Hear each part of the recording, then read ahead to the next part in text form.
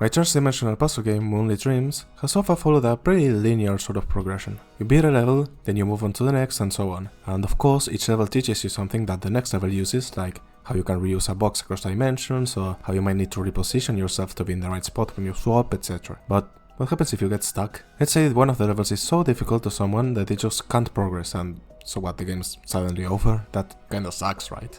At the same time, if there was a way to just skip levels, that would solve the issue, but then it might create an incentive to skip any level that's mildly challenging, and the player might miss some levels that act as tutorials for later parts of the game. So, how do we make it so that the game is still challenging, but doesn't put up unintentional walls to progress? You're probably thinking the same thing as me. At the city, a hippie commune and a small town guarding mysterious doors embedded in a cliff face.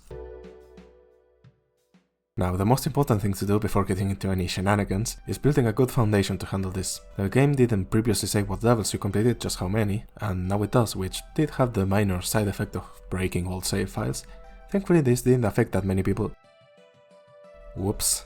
Well, at least it's on now, so let's listen to do things right the first time, right? Anyway, after that I also needed some kind of system to let the player know which levels they've completed, and I wanted it to be diegetic, make sense in context, you know? So I added a new object, lampposts. Why lampposts? Well, there's just something about lampposts and puzzles. Something about interpretation, something about a guide.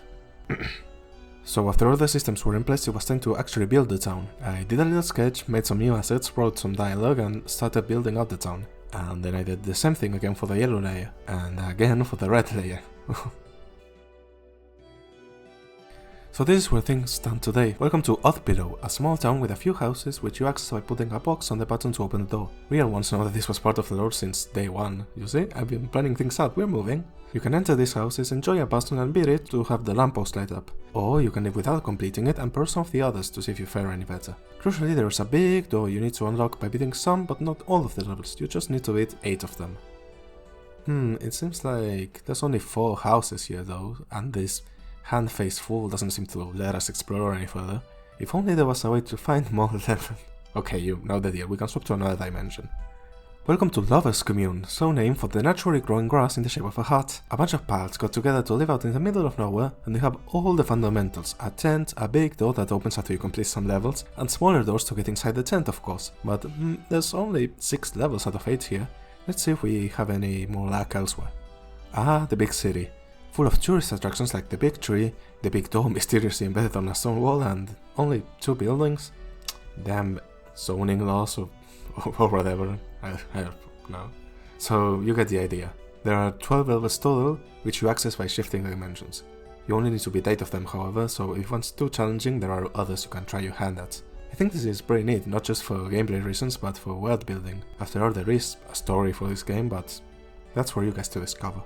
Anyway, thank you very much for watching. There is a demo currently available on Steam as well as Newgrounds if you wanna check it out. It being the game, not the town. That one's a full game exclusive, so if you're interested, please do consider wishlisting the game on Steam, that is massively helpful. And with that, I hope to see you real soon. Thank you.